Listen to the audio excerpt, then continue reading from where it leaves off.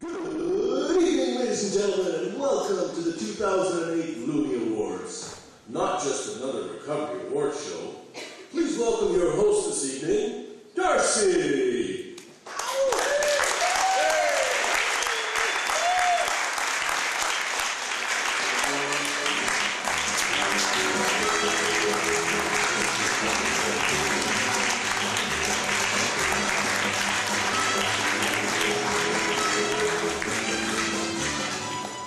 Good evening, ladies and gentlemen. Welcome to the 2008 Loonie Awards. Not just another recovery award show. And I'd like to thank myself for that great introduction, too. That was me.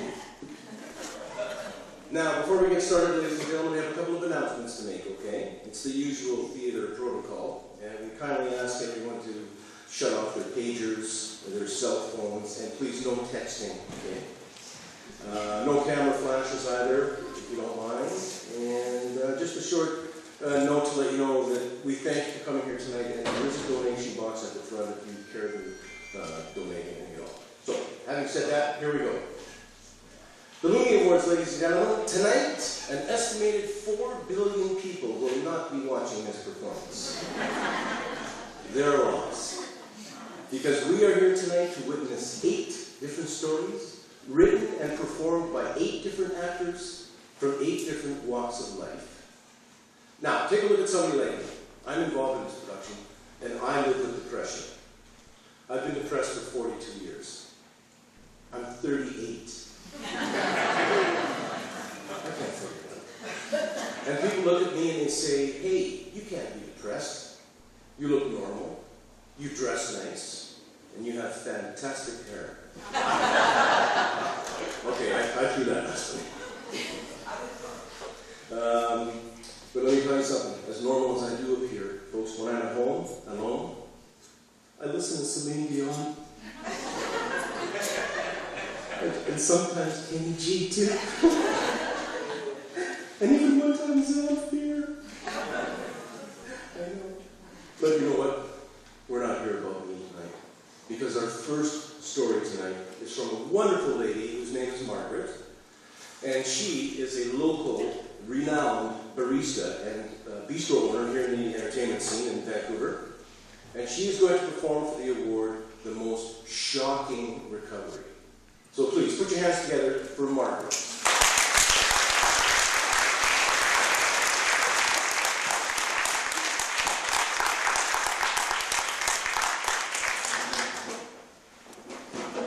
Throughout my life, I kept busy. Getting educated, working, raising kids on my own, running a small business, and being a real brick. That's a high compliment in my family for someone who's strong. I always thought it had something to do with my Scottish heritage. You know, work, work, work cures everything. And it served me well until major loss came into my life. When I lost my first son to suicide, I thought, I'll go back to the tried and true model. I'll just work like hell and the pain will go away. Then I lost my husband and I kept right on going. Shortly after that, I lost most of my life savings. And my brick really began to crumble. I went into work at the coffee bar one day, but things got weird. My life was about to fall apart. Tall latte, double shot. Tall latte, double shot. Double espresso with whipped cream, please. Double espresso with whipped cream. Can I get a hot chocolate? Hot chocolate. That's a tall latte, please. Yeah, I think you just gave me a cappuccino. I ordered a double espresso with whipped cream. How's that hot chocolate? Right, coming right up. Don't forget the tall latte, double shot. Oh, and I double want shot. sprinkles on my double espresso with whipped cream. Oh, we want that hot chocolate. Come on, I'm late for work. Yeah, I'm double parked, miss. I really need that double espresso with whipped cream. How's that hot chocolate? Double latte, please. Oh, please hurry. My kid's getting upset. I really need a double espresso Double with latte, whipped cream. double shot. Please, double espresso with whipped cream. And sprinkles on top. With chocolate sprinkles. Immediately with a cinnamon. That would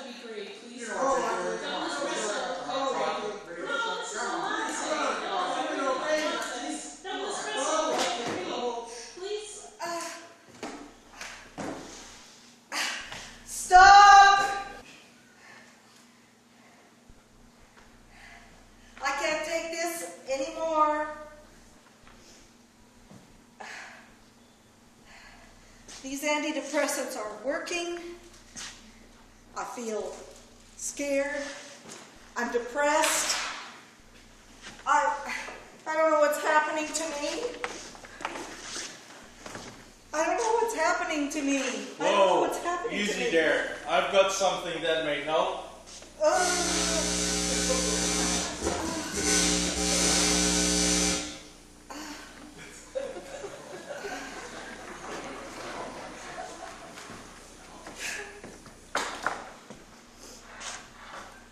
Okay, it didn't happen quite like that.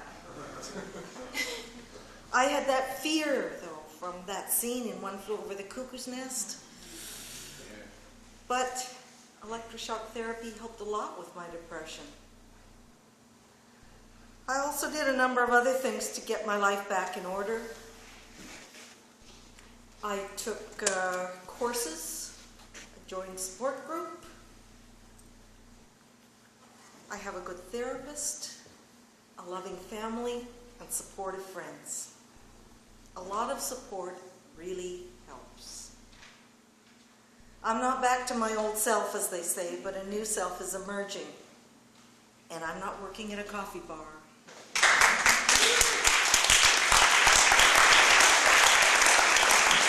Ladies and gentlemen, keep your applause for Margaret.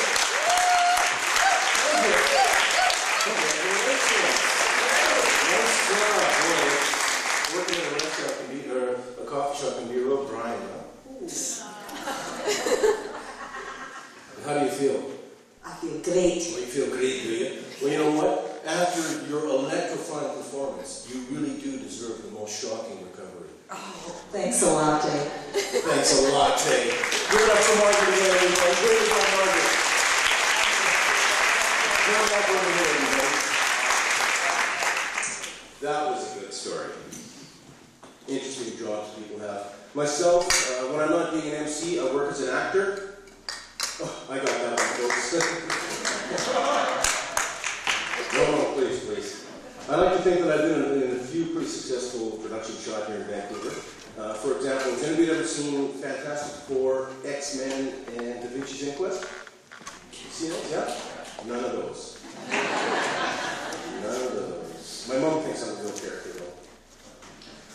I've been on medication for quite a few years, ladies and gentlemen, and believe me, it works. It really helps. But you know what ticks me off about being on medication?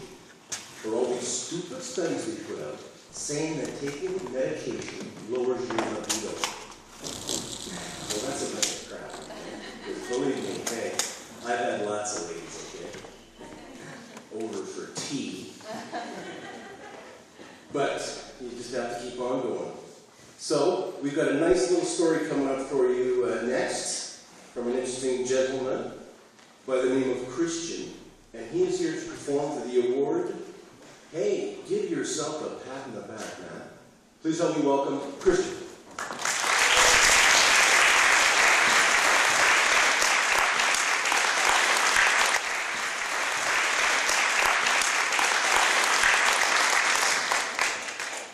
Christian!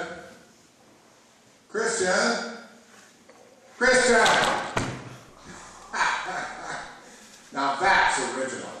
Under the table, eh? Any injuries or broken telephones this time? Another late night of songwriting? Listen, I was just out in the real world. There are opportunities knocking for me, you, and everyone.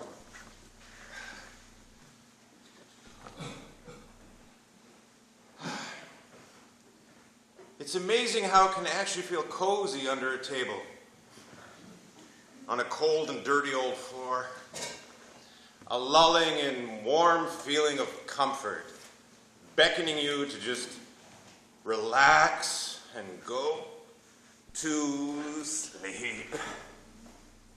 Must be the same warm sensation one experiences when drowning, or just before freezing to death. Maybe you should quit drinking. Listen, I got some work lined up for you. You need money. How can you be an alcoholic without beer? We heard an explosion last night. What's going on down there?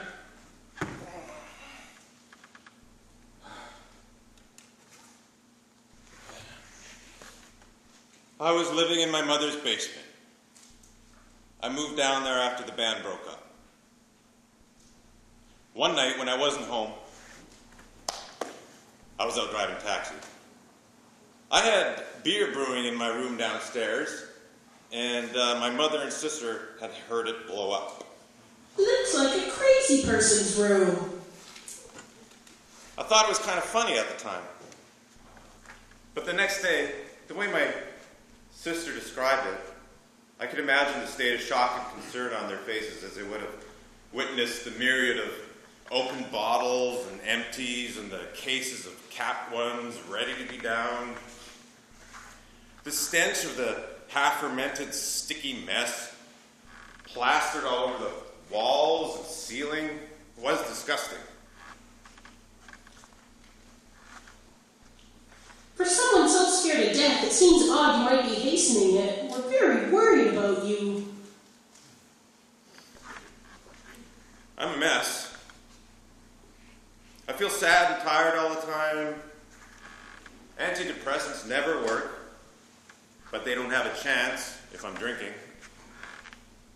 Quitting might not have to be forever, but until I do, I won't be able to change the things in my life that seem wrong or broken. I'll seek help. Captain of my own ship. What are you doing there, looking so confident and in control? I'm in the midst of yet another visualization exercise in yet another employment program, envisioning who and what I think I want to be, clutching at straws, seeking out the best way I might be able to make a living, pay taxes, and die.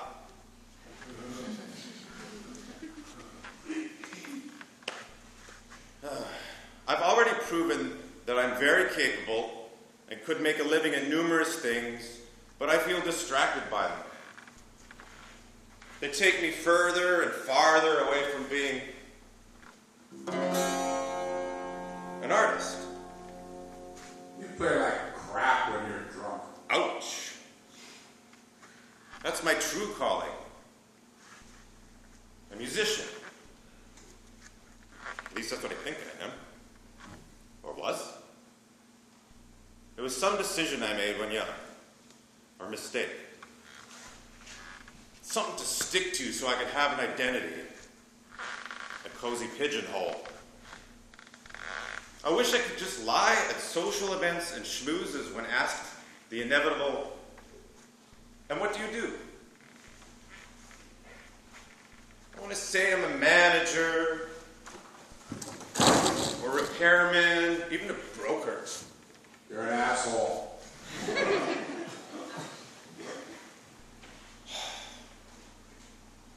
Am I? Only when you're drunk.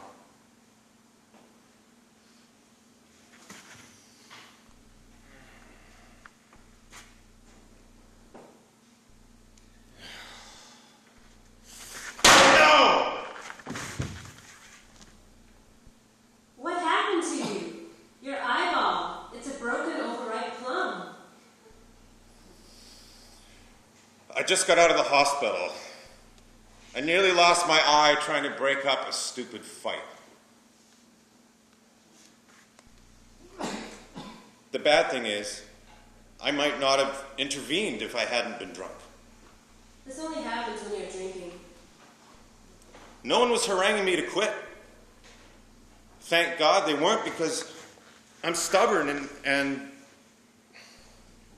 telling me how I should live my life would have had the opposite effect on me. The messages that got to me were subtle ones. My dad was an alcoholic. Did she mean he died? Maybe from drinking? Or did she mean that he quit booze, leaving him alive and well? Was she hinting that we should end our relationship? Which relationship? Maybe it was time to break up from drinking. That was it. it was those people in my life I was lucky enough to still have. They deserved better. And I had an opportunity, a chance to break a pattern. A simple decision. If I hadn't, I'd have ended up dead. I'd have ended up homeless, not dead. That's rock bottom.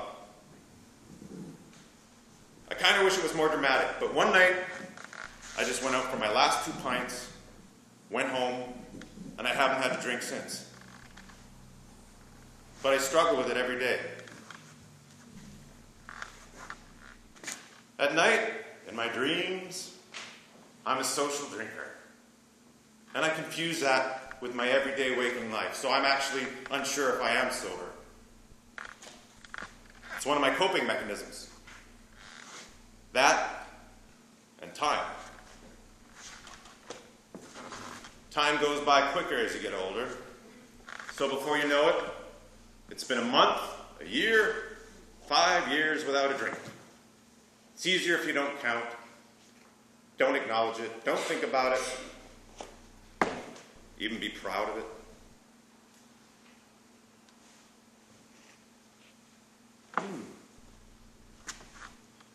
But I just realized, it's been 10 years since I had those last 2 drinks. Maybe to the day. That's gotta mean something.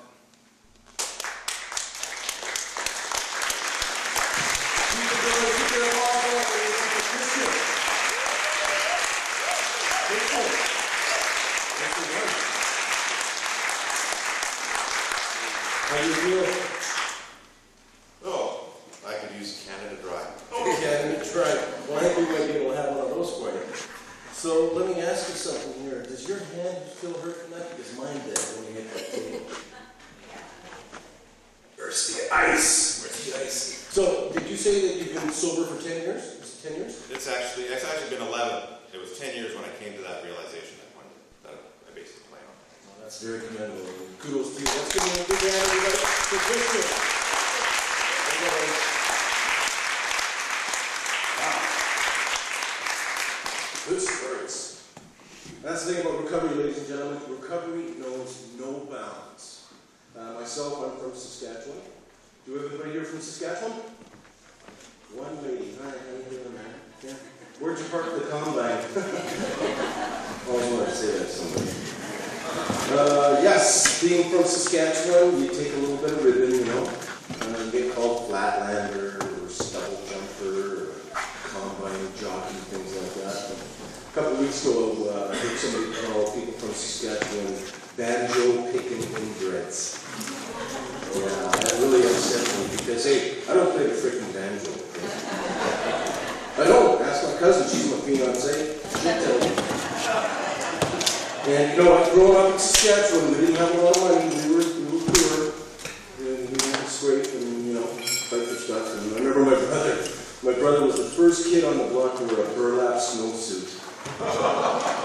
Yeah. Hey, you ever tried making a snow angel wear a potato sack?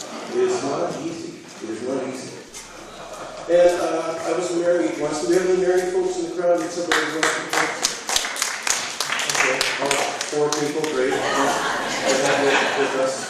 Marriage is a wonderful institution, and my marriage didn't work out, unfortunately. I never really thought I had any troubles with my marriage until we moved from Calgary to Vancouver and still had the same mailman. Yeah, it took me a long time to figure that one out. But here I am. And if I decided if I'm ever going to get married again, it's going to be in the morning. Okay. This way, if it doesn't work out, hey, you don't ruin the whole day. There you go. All right, are you ready for another story? Let me hear some noise. Are you with us out there? Good. Because we've got a great story coming up for you, portrayed by a gentleman named Doug, who is going to accept the award for the recovery from recoveryism. Please, welcome, Doug.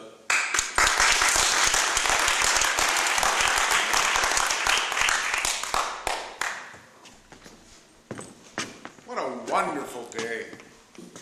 I get out of the psych ward today. Yeah. And while I've been here, I've discovered the truth of recovery. I'm born again. Hallelujah. But I've been warned that the path to recovery is perilous, and that I'm going to have to make a lot of tough choices. Wouldn't it be great if I had a recovery guardian angel to help me stick to my agenda?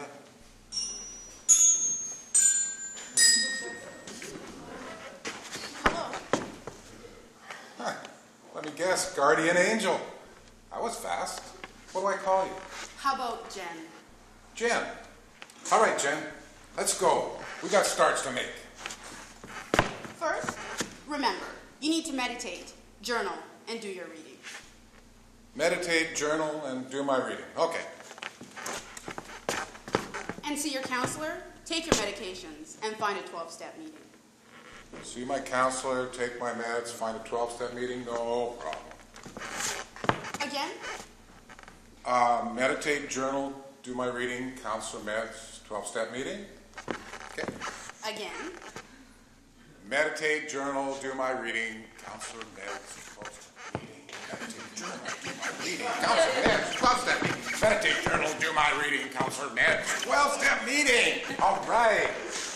Let's go. Look out, world, here I come. Hey, Dad's home.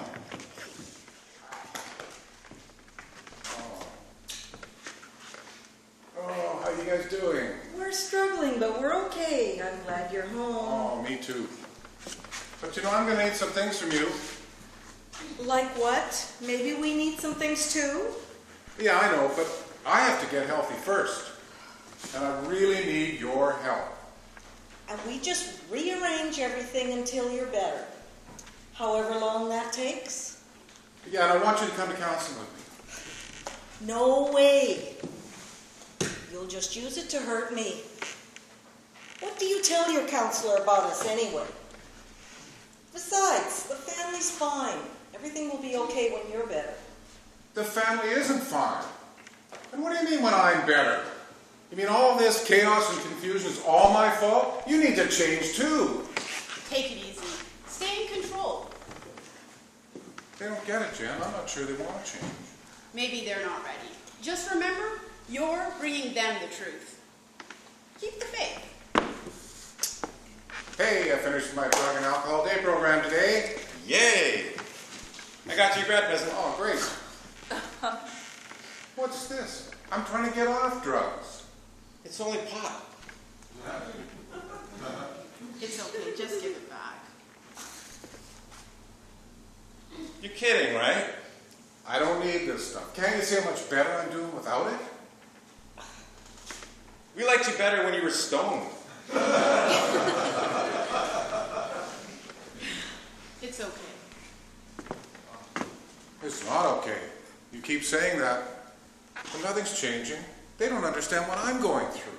They will. They will because you're right. Can you guarantee that? Maybe they'll never change. I feel like an outsider in my own family, like I don't belong. I can't believe anybody wouldn't like the new me. Look how well I'm doing. But I'm blowing it. God, what a terrible spiritual warrior I turned out to be. Now, just keep it together. I can't take this. I need something. Hey, Dad. Game's on. Oh, all right. Want a beer?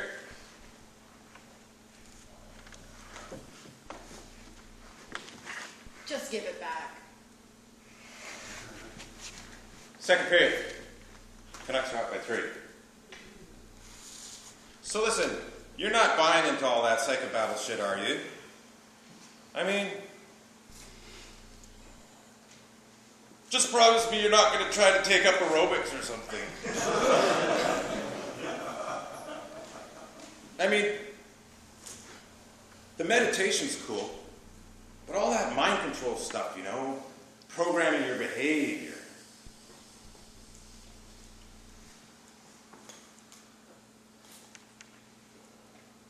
God, that feels good.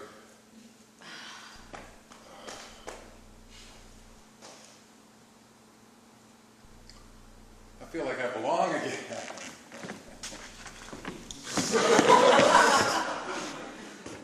Belong? Here? With all this? If I don't drink tomorrow, I'll be fine. Yeah, but pretty soon you'll be drinking and toking every day. Then back on the hard stuff. Well, what do? You need to leave your family. Get into a recovery house. Leave my family? I know you don't want to, but it's really the only way.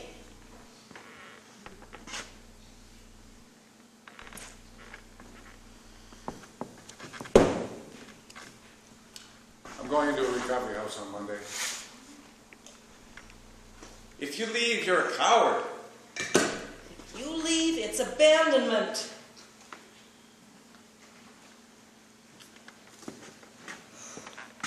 That's the hardest thing I've ever had to do.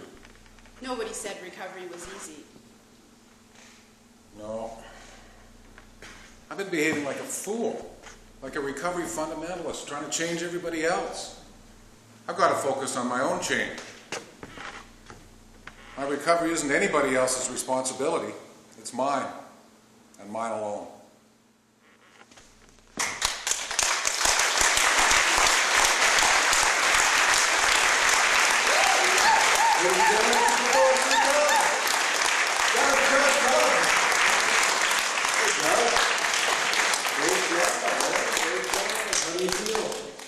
Oh, my ear's kind of sore. That's one mean guardian angel, man. She's been pulling on it all week. Actually, I'm not going to touch that one. But, so listen, let me get this straight. You are a recovery fundamentalist. Is that the case? That's right. Sounds a little dogmatic to me. But folks, I don't write this stuff. I just report it, okay? No, but Doug, you've worked really hard, and we really enjoyed your piece. So to honor all the hard work you've done, we'd like to help you with something to make your change. A roll of pennies. Don't mention it, it's the least we could do. Give another big hand to Doug, everybody, for a great performance. Everybody else? All right. Okay. Yes, truer words were never spoken. Focus on your own change. I try to do that all the time, ladies and gentlemen. And for example, a couple of weeks ago, I took up Feng Shui. And my instructor said that if I'd like to create personal harmony in my life, I need to balance my masculine and my feminine side. So I said, okay, I'll give it a try. And I said, no, now I nag myself when I leave the toilet seat up. And I find myself wearing khaki holes when I do the vacuuming. So I don't know if it's working. Then I went to the doctor about a week later, and the doctor said, Darcy, you've got to lose 30 pounds there, young man. 30 pounds. You know what I did? I got a breast reduction. Aren't they sort of fabulous? But yes, focus on your own change are true words, and they're words to live by. So, we're moving right along here. And for our next story, which you'll find quite entertaining, is one all about sticking to your guns and believing in yourself and, just going the extra mile and things of that nature, which is, when it's in recovery, it's really difficult to do. So, to demonstrate that, we have a young lady by the name of Trina, who is going to be accepting the award for not letting herself go to the dogs. Please welcome Trina.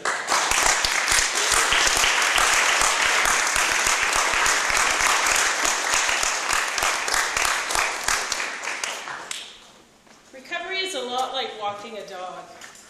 Each day is a new beginning, and sometimes you have to clean up a mess. It takes a lot more than drugs and a great doctor to cure you. It also takes a wonderful sense of humor and sheer backbone to get you through the strange and surreal times. Like the time I became obsessed with the color yellow. I wrote in my journal that the criminals in my neighborhood were so obvious they might as well wear yellow suits. Suddenly, all I could see were people wearing yellow. And yellow cars. Forget about taking a cab. I was surrounded by the color yellow. Even my friends began to notice the yellow around them. And when Oprah wore yellow, God help me.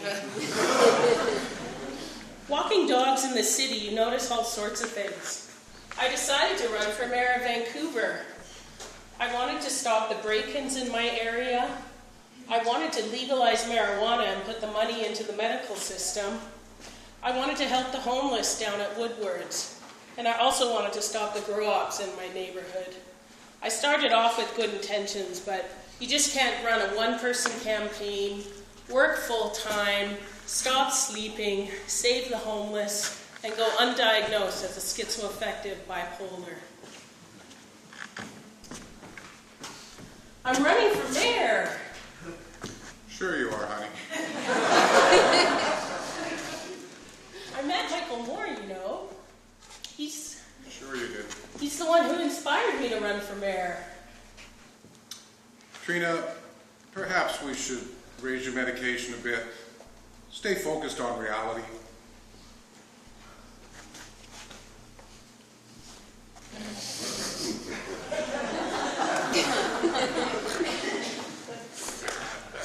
So I did what the doctor said, and I got back to my dog walking business.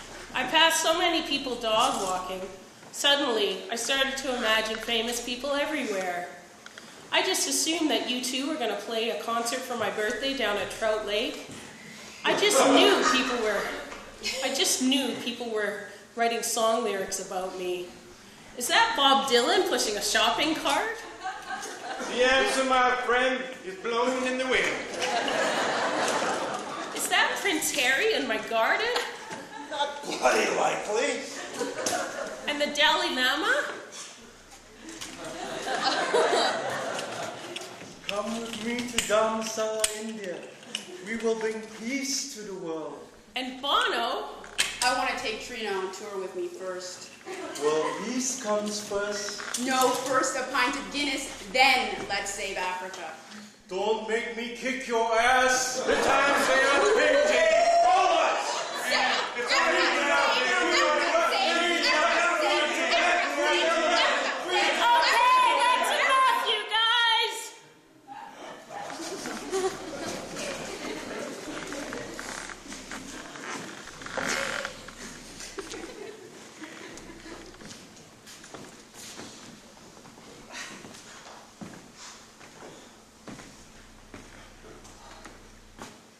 What's the problem, Trina? It can be hard letting go of the dream that you're the center of the universe. I've put my foot down and rejected it all, but I'm saddened by the loss. I miss the boys from U2. I miss my delusions of grandeur. You were much happier before. Perhaps you should just keep on believing.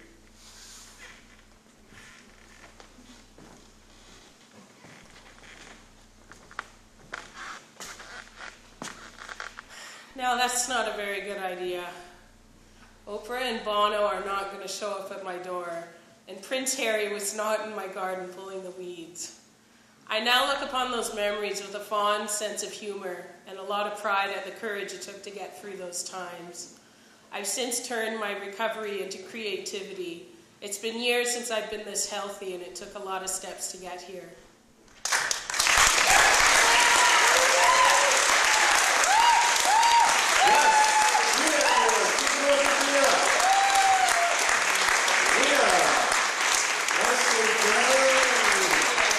How do you feel? I feel great, thanks. Great. Well, you sound like a real howling success. Thank you. Tell me, what's Bono really like? I don't know. Okay. I just passed a guy that I thought looked like Bono. Okay. At the time, I thought it was Bono. Well, that's okay. So tell me, what's the name of your invisible puppy? Magpie. Magpie. Boy, you sure left the big one on the floor, didn't you? Well, keep up the good work, and everybody, let's give Trina another big hand. Come on now. Here you go, Trina.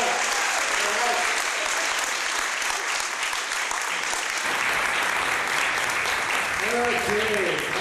Okay, dog walking business, that would be a cool job, wouldn't it? I've had lots of neat jobs in my storied career. I've done some modeling. I used to be a phone model. You know, flip-flops? Now, you just pictured me in a wrong video. Sorry. Try to do it. Yeah. But, you know, I used to work, I have done some runway work actually, at the, used to be a baggage handler at the airport.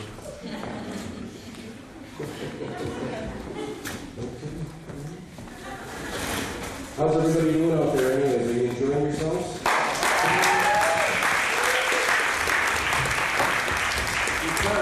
Because these actors, they have all really good, they wrote all this, they took improvisation, they took stage etiquette, and they're performing this as well. So over the last 6 months, they have really done a lot of work.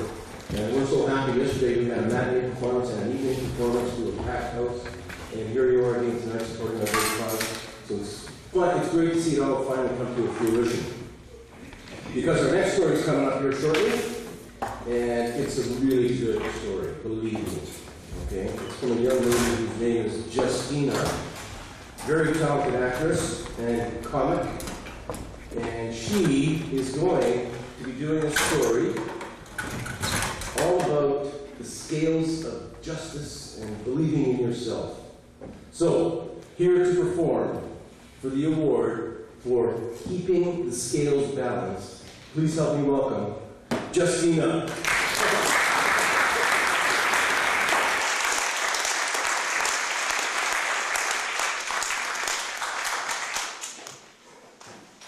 I was always a tad anally retentive. When I first started learning how to print, I'd use a ruler. Even for a letter like you, I'd make sure sides were straight with said ruler. Then I'd connect the left line to the right with careful precision. I craved routine. Throughout most of elementary school, I only ate tuna fish sandwiches for lunch. And for dinner, I only wanted fried chicken. In high school, I really wanted an order to things.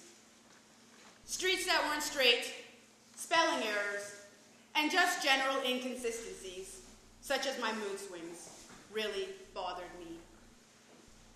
I mean, hello? It's Monday. I'm supposed to feel depressed. Why am I smiling? Eventually, my mood swings got so bad I ended up in the hospital. I was diagnosed bipolar and put on lithium. I found out from a fellow patient in the psych ward that she had gained 20 pounds on lithium. So I decided to consciously control my weight, the way they tell you to in magazines. You know, simple stuff like hold the mayo, salad dressing on the side, dry toast 1 piece, not 2, avocados are devils in disguise. I was able to build these facts into a nifty little eating disorder.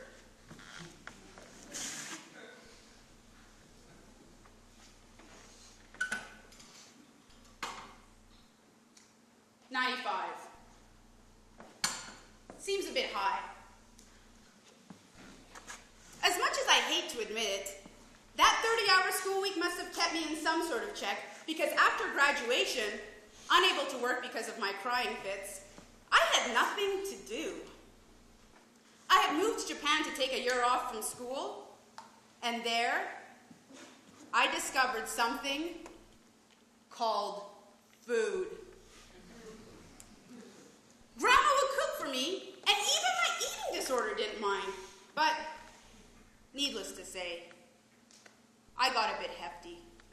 And if anyone will put in their 2 cents about your size, it's those polite, yet contradictory Japanese. Oh, it's been very long time since I see you. You gained a bit of weight. Please eating some more.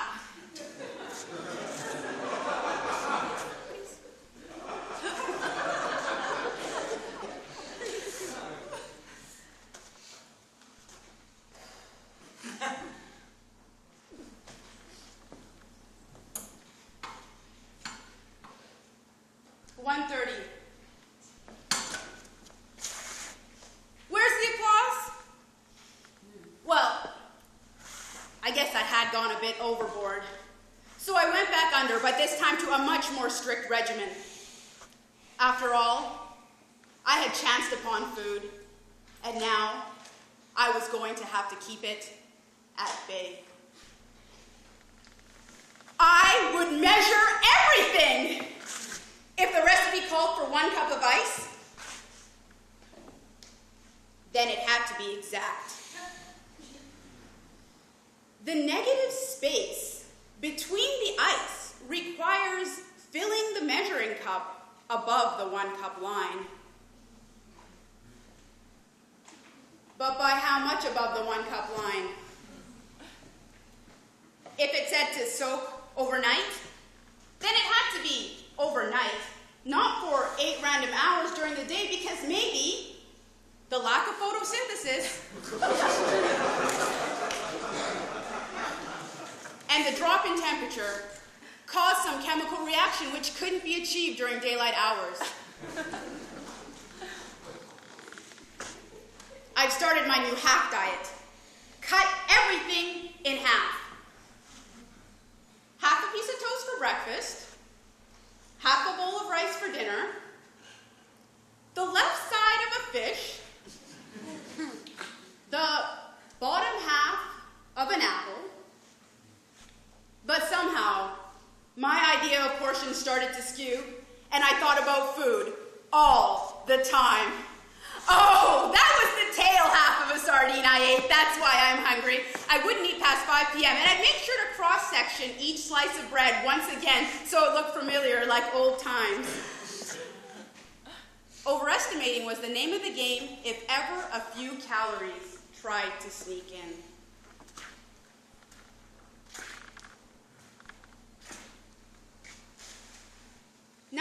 Calories in half a medium carrot, care of Bunny Farms, Kingston, Ontario.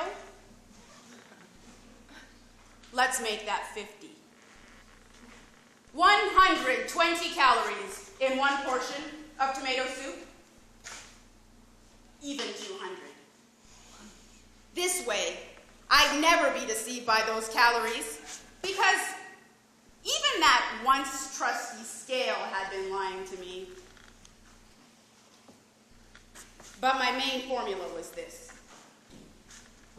The amount of energy output must be equal to or greater than the amount of energy input, and everything was meant to be. I'd let the crosslight decide for me which way I'd walk in the sweltering heat on a nearly empty stomach and decide if the energy output in the walk was lesser than, equal to, or greater than the kilocalories in a cool, refreshing soft drink.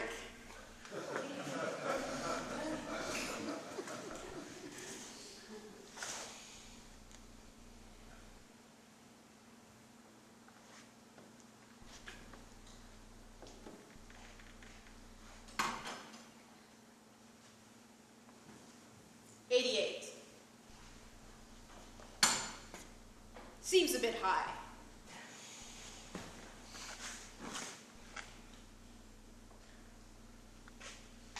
By now, I was back in Vancouver. I'd been taken off the Topamax I was prescribed in Japan for the newer, progressive olanzapine. My psychiatrist assured me this was a great choice, and it would get my white blood cell count back to normal because the Topamax had been offing them.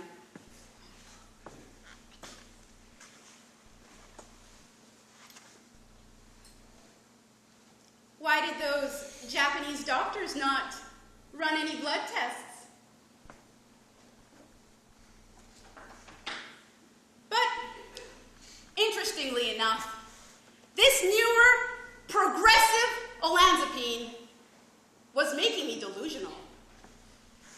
I started thinking people thought I was odd. I would hear people on the bus talking about how strange I was, wondering how a species as peculiar as me could coexist with them. I tried not to touch anything for fear they may be contaminated by me, and I couldn't talk to anyone about anything. I was convinced I was under surveillance. I was being watched at my junior college, at the muffin shop where I worked. at home with my roommates, and even at my psychiatrist's office. I was convinced they were watching me. Also, I was never told that olanzapine is notorious for giving the hefties. So a few months later in January, when I noticed my Boxing Day sale purchase no longer fit me,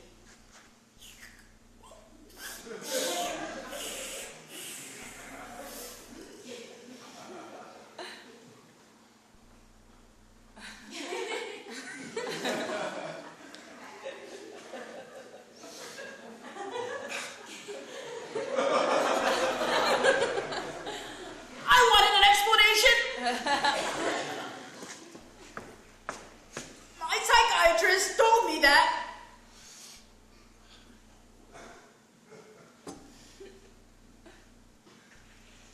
there has been a scientific study conducted on 8 to 10-year-olds, and each child has been given an 8-ounce juice box every day for 1 month. And on average, each participant has gained 4 to 5 pounds.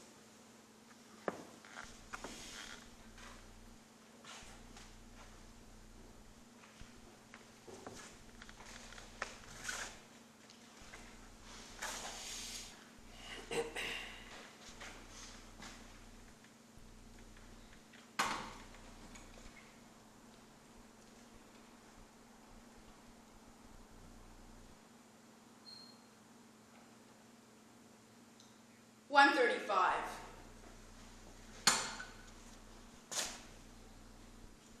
Seems a bit high. So, according to my calculations, over the last 9 months, I had gained 47 pounds. 47 divided by 9 equals 5.2 repeating pounds per month. That means I must have been drinking 8 ounces of juice every day. And at an average of 30 days in 1 month times 9 months equals 270 juice boxes or 68 liters of juice. Given that I was 19 years old, my metabolism must have been 1.9 times slower than that of an 8 to 10-year-old. That means I must have been drinking 8 ounces of juice.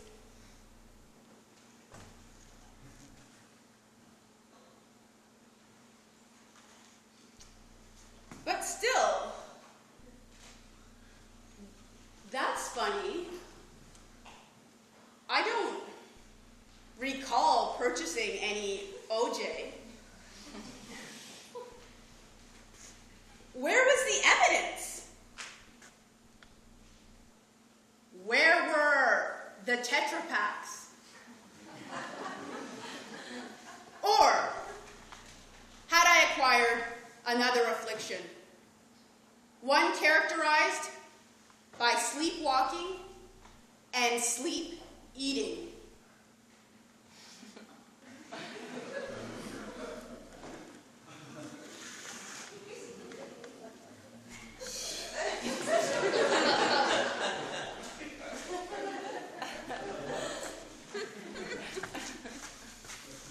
But food wasn't missing. But maybe something that was never there could disappear. See, I was still only banking in a couple hundred calories a day, and this to me was the only explanation for this recent 47-pound weight gain. My half diet and exercise had helped me to lose weight, but I didn't believe the scale when it said 88 pounds. And after almost a year of subsisting on boiled cabbage and the aforementioned half-medium carrots, soup, and olanzapine, I didn't believe the scale when it said 135 pounds. Shortly after this incident, against the shrink's wishes, I got off the dope.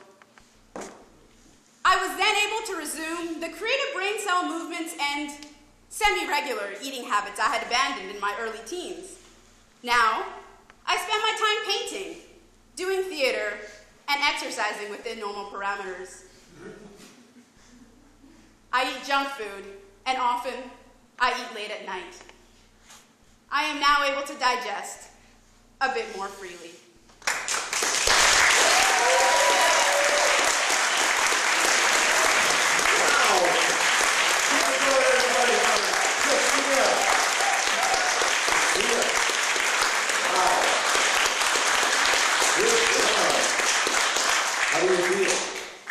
thirsty. Thirsty, I'd say. Boy, that was quite a little performance there. Now, I've got a question for you. Have you called Jenny yet? We're not on speaking terms right now. Or you're not on speaking terms, okay. Well, I would say maybe just keep away from those juice boxes. Yeah, you've got to stay away from the OJ. Yeah, stay away from 100%. OJ. 100%. Well, listen, from the fine work that you did, the cast tonight, we went out and we got you a little something. Oh, yeah? It's a gift certificate for Billy Bob's Burger Buffet in Burnaby. So, congratulations. Good job, well done. Give her a hand, everybody.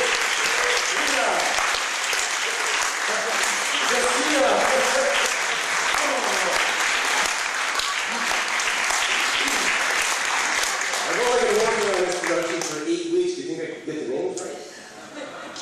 Justina. Yes. So, ladies and gentlemen, you have the program in front of you, and you may have read my bio, or may not, but when I'm not being an MC, besides being an actor, I work as a professional clown. And it's a fun job. My clown's name is Whistles the Clown. And I base my character. Does anybody remember Red Skelton, Freddy the Freeloader? Yeah? Okay. Yeah, Red Skelton was a wonderful entertainer. Rest his soul. And so I base my character on Freddy the Freeloader because he's a hobo clown. But I don't like saying the word hobo, so I use residentially challenged. That's who I am. And let me tell you something. You know, it's tough being a clown nowadays. Right? It's really difficult. I take my acting to schools around town, and there isn't a time that goes by that I get my foot stomped, my eye poked, or I get my nose pulled off. And that's just by the principal. Yeah, and heckled. Man, I never get heckled when I'm doing a clown show. You think comedians get heckled? You should hear what I hear. This is what I hear. You suck, man. Yeah. Or another time, hey, get off the stage, you bum. Yeah, I know. And then another time I heard, hey, Whistles, show us your dink. Can you believe it? No, I had to tell my mom to stop yelling that stuff. She's not invited back anymore. But, nevertheless, as we move along, we've got another story for you. And this is from a gentleman who's quite sharp. And he does a lot of volunteer work. He likes to spend time with the less fortunate and give back to the community. So please, ladies and gentlemen, here to perform for the award, the Volunteer of the Year Award, please help me welcome Robert.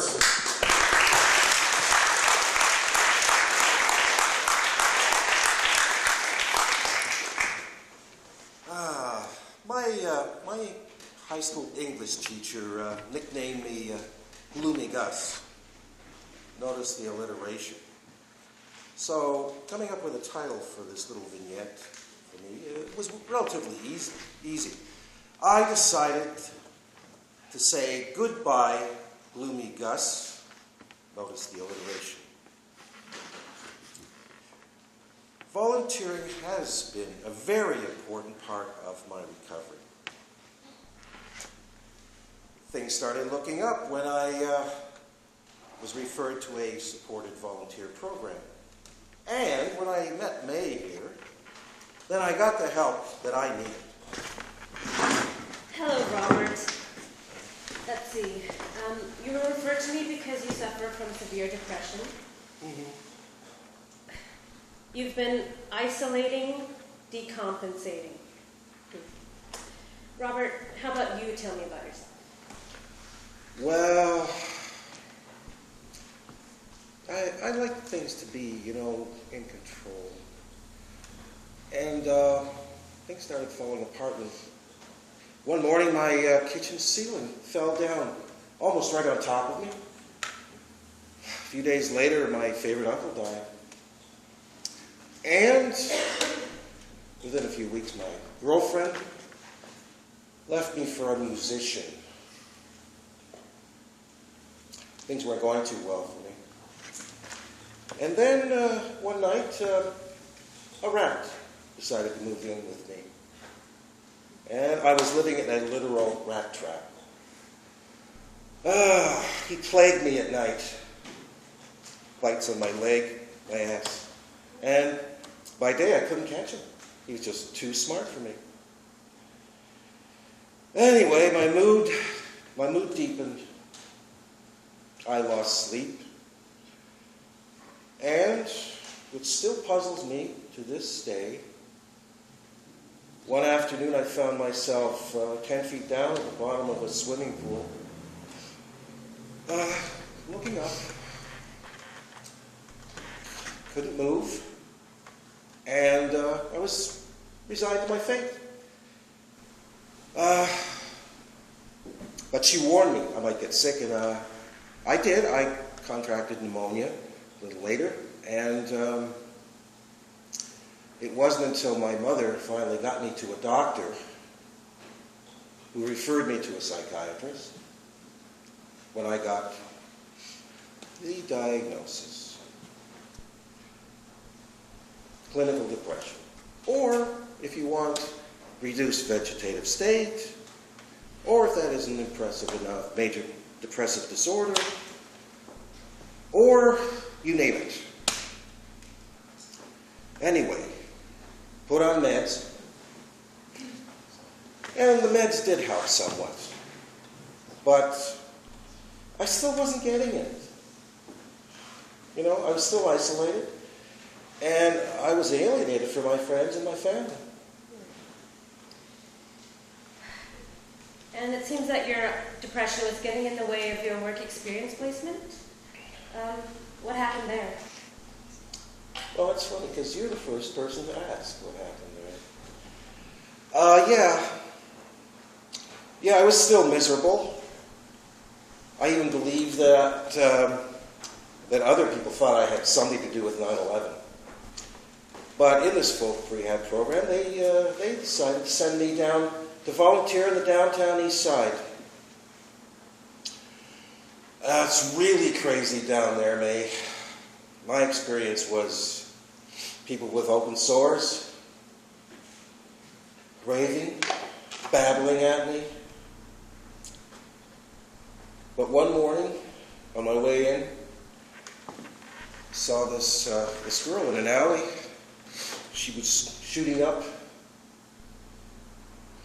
and then she just slumped over, and I couldn't handle it. I just turned and started walking home, and I just wept all the way.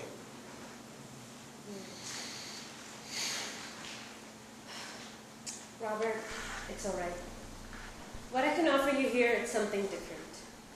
Lower key, a slower pace, less stressful. Mm-hmm. Are you willing to give my supported volunteer program a try? There are exercises to do, and then we'll look for opportunities. I don't know. It seems that I bomb at everything I try. Oh, what the hell? Great, Robert. Take your time, and we'll come up with something that you can really look forward to. Oh.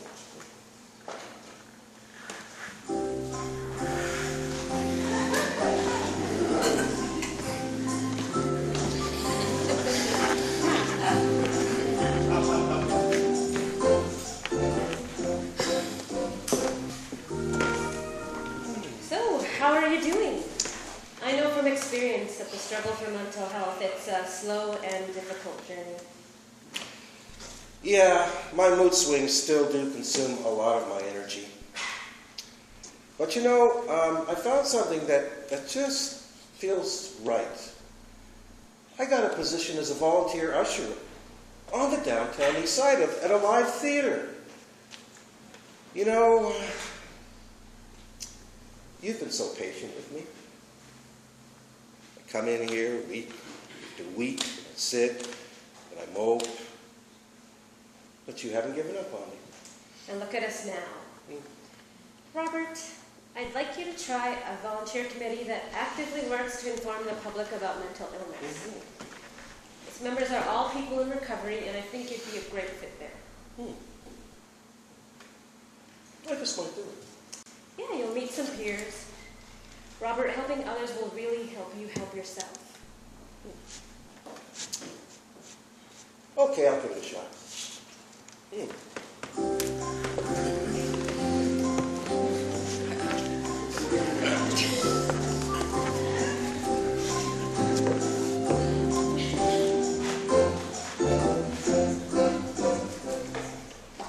Hi, May. I'm really enjoying that volunteer committee that you I'm getting to know the members. I'm even getting to like some. We're doing some really important stuff in the community. And it's not burning me out. Hey, and I understand you're making some money too. Oh, yeah. Finally. I'm co-facilitating a course for public service workers, and it deals with mental illness in the workplace. And I've even joined a support group. Wonderful, Robert. Well, I guess it might be time for us to move on from here. So it may be. I recall that mantra of yours. Take small steps, one at a time. I have taken some steps. I wouldn't have believed it, but I can have a life. Yes.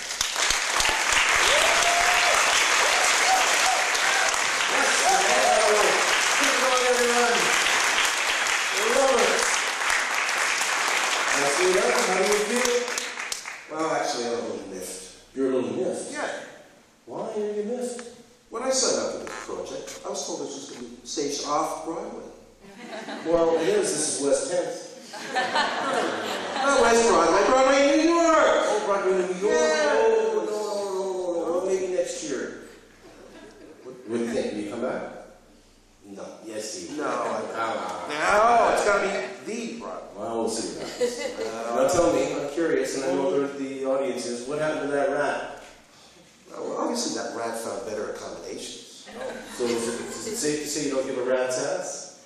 I think that's quite safe, yes. Give it up for Robert, everybody. Great job, buddy. Good job. All right. Okay, moving right along here. These great stories.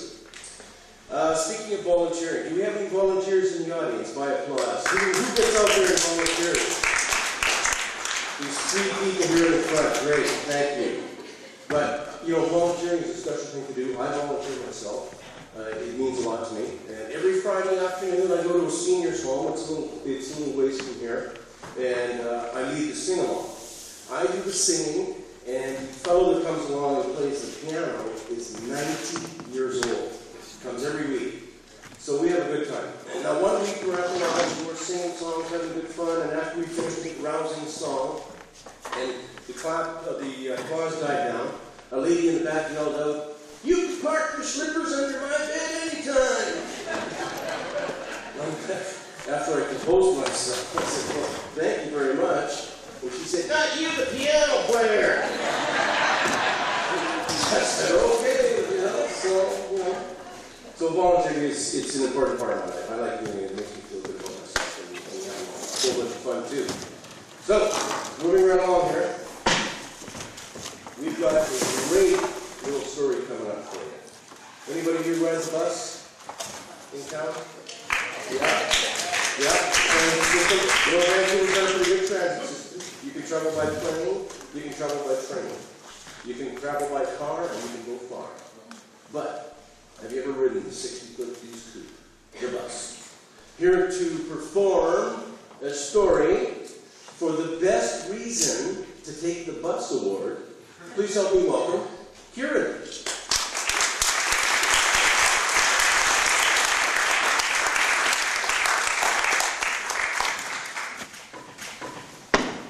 I don't like to think about where I'd be now if I'd never met Guy. I mean, it's kind of scary to know it took a chance meeting on the bus one day to get me on the path of recovery. It's scary because it could just as easily not have happened, and then where would I be now? But like I said, I don't want to think about that.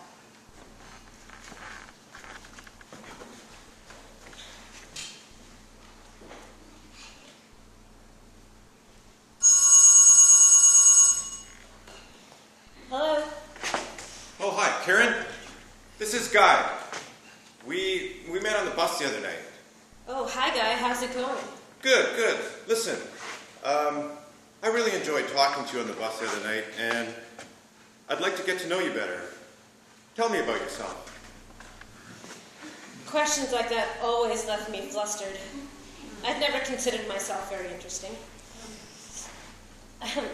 Well, I like to read. hang out with my sister, and I like to write songs. Really? Wow. I'm a songwriter too. We should get together. Yeah, that'd be cool. How about Friday night at my place? Yeah. See you then.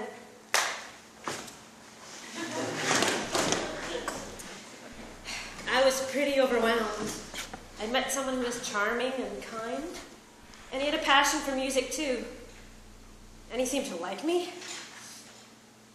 Life was finally starting to feel kind of exciting.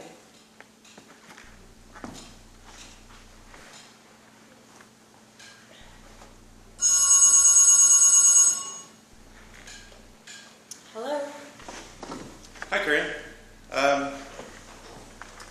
I really enjoyed talking to you last night. You know,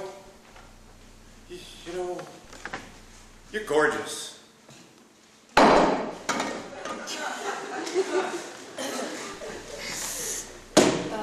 Really? Oh, yeah. You've got the most beautiful brown eyes, beautiful full lips, and what a body. This is not what I was used to. Fat and ugly, yeah, but gorgeous. Well, it wasn't always like that. I used to be a fat kid, you know.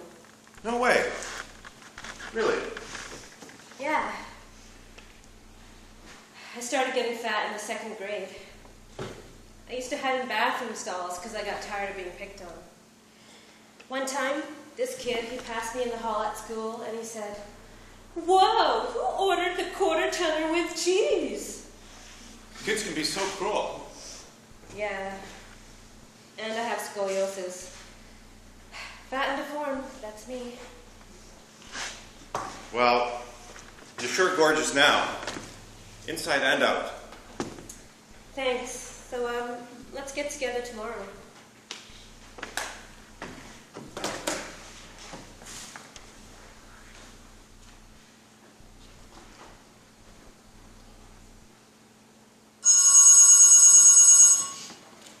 Hello? You looked sad last night. What's the matter? Oh, you know, I'm a Capricorn. We're supposed to be depressed. I was used to depression as a lifestyle. I stopped questioning it a long time ago. I really liked it when you played your guitar for me last night. You have great dexterity. I think that was his way of saying, "You play good for a girl." Thanks. I like your songs too. Thanks. Listen, I'm playing the Anza Club tomorrow and I want you to come with me. I'm going to play a new song. I wrote it for you. It's called "The Girl with the Brown Eyes, She Looks Away." A song? About me? Yep. So, see you there. Yeah, I'll see you there.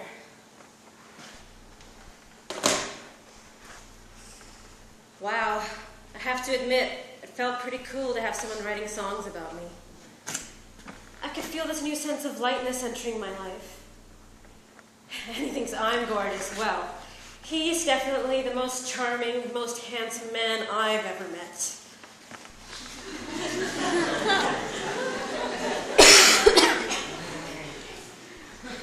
Wow, maybe life can be good. Maybe I don't have to settle for this day in and day out misery after all.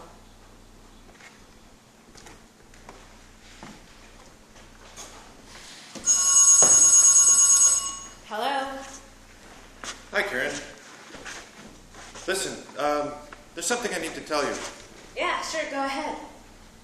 Well, I decided I'm moving. That did not sound good. To Toronto. For my career. I was in shock. I thought I was finally going to have someone in my life who cared about me. My life was supposed to, change. I still want to keep in touch, though. But then again, I was used to being disappointed by people, and I wasn't going to give him the satisfaction of knowing just how much of an impact he'd had on me. Okay, well, I hope Toronto treats you well. Good luck. I was doing my best not to let on how much I wanted him to stay. That would be pathetic, and I already felt pathetic enough. Oh. Okay. Well, I'll call you when I'm in Toronto then. Okay? Okay? Okay.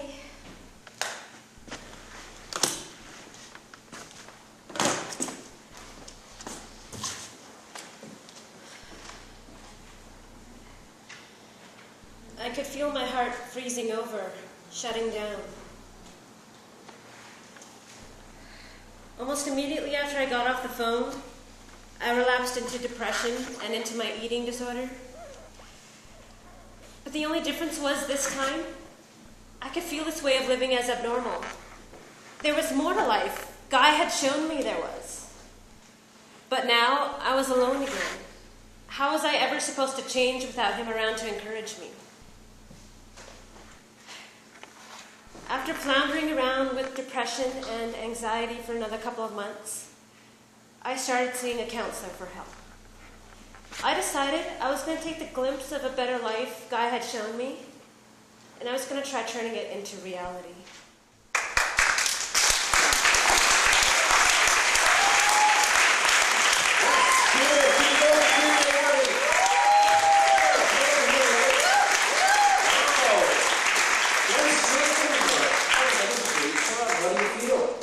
I feel kind of fat. Oh, you feel fat. You're not fat, you're gorgeous. Thanks. You're hot. I'm trying my best. What are you doing after the show? Well, you know what, that guy, he's a fool for leaving you, you know that? He really is, because I think you're super duper. And the cast and crew and we all put some money in, and you know what we did? We got you a year's bus pass. Awesome. Yeah. Huh? And tell me, which bus number do you ride? Oh, all right. Well, listen, you keep up the good work, and you did a great job. And let's hear it again for Kieran, everybody. Yeah. Good job. Good job. All right. Folks, we've got one more story. Do you want to hear one more story? Come on, let me hear it out there. Yeah. Yeah. These guys are good.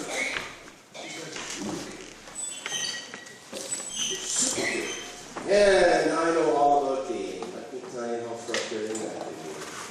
Not be fun at all. I recently tried computer dating, but I find people way more satisfying. Thanks up the back. One girl that I met while computer dating said that she was athletic, energetic, and she loved running.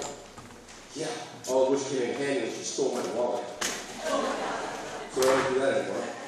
But you know, you ever heard of buyer's remorse? You know when somebody buys a house or something and a month or so later they get buyer's remorse?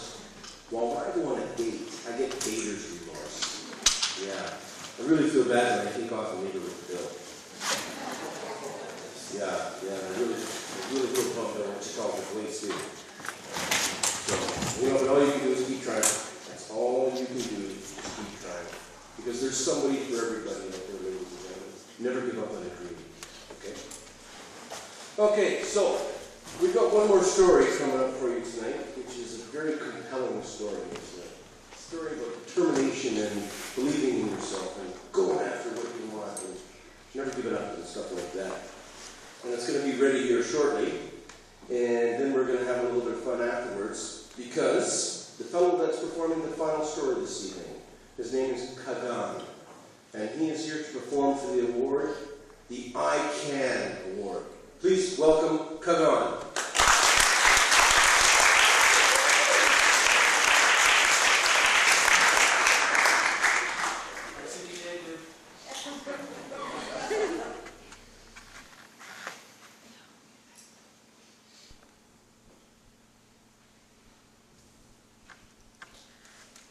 My father drives to our evening swim at the health club. He suffers from Parkinson's but still drives. I can't. I'm afraid of driving. My father slides the car into the disabled parking spot. He lives his life in spite of his disability. I can't. My life has become a ceaseless treadmill of habitual worrying. Was it always like this? I can't remember. I can't forget. I feel exposed.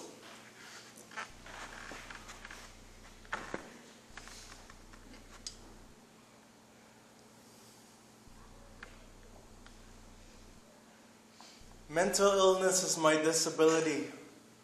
My last psychotic episode left me feeling lobotomized, slowly reclaiming what arable piece of mind I have left. I'm surrounded by naked old men. My body is younger than theirs, but my illness has aged me. My soul is withered, my mind gone to seed. I can't function. I can't do anything. My friend Sean tries to cheer me up by telling me a joke about two disabled guys. Hey, so what's the problem? My disability. I can't. What do you mean you can't? There's so many things I want to do, but I just can't. Like what? I can't find a job. Why not? I can. I can't find a girlfriend. I can find a few. I can't cook. I can. I can't dance. Hell, I can. Look. I just can't. You can. Can't. Can. Can't. Can. Can't. Can. Can't. Can. Can't. Can. Can't. Can't. Can't. Can't. Can't. Can't. Can't. Can't. Can't. Can't. I can't. Come here. Oh.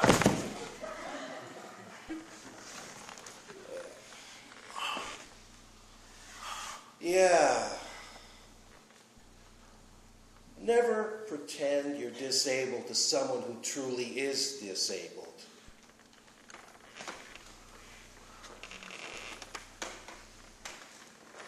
It was an old joke, but it really had an impact. My bluff had been called. I was truly exposed.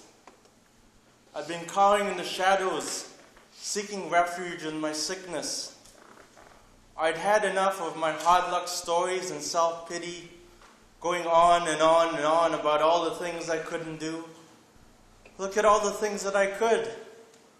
I went back to school. I volunteered, facilitated wellness workshops. I did peer support work. I started making documentaries again. I did everything I could. I took on too much to prove to myself what I could do with this ability. And I burned myself out. I realize now the key is balance. I don't need to prove myself to anybody, not even myself. I need to remind myself that I contribute as best as I can. I honor the work I do, and I honor myself and my abilities. I'm not a prisoner of my fears anymore. I am free!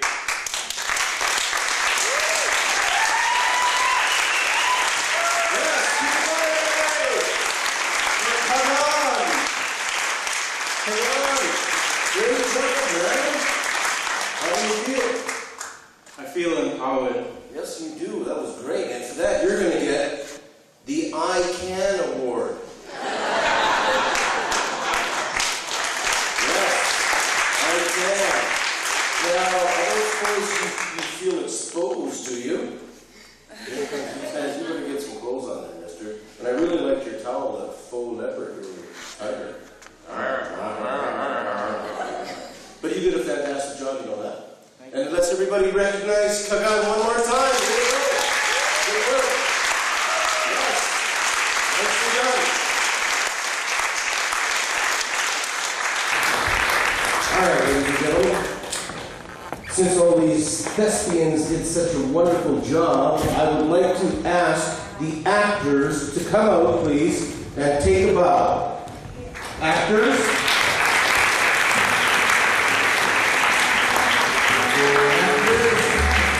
Justina. Margaret. Kieran. Sheila. Doug. Robert. Kristen.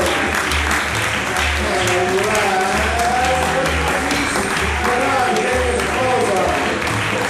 All right, everybody. Nick.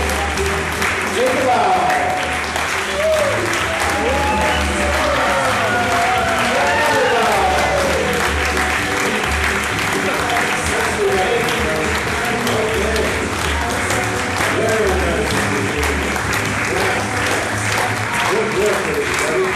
Be proud of everything. Could we have the house lights up, please?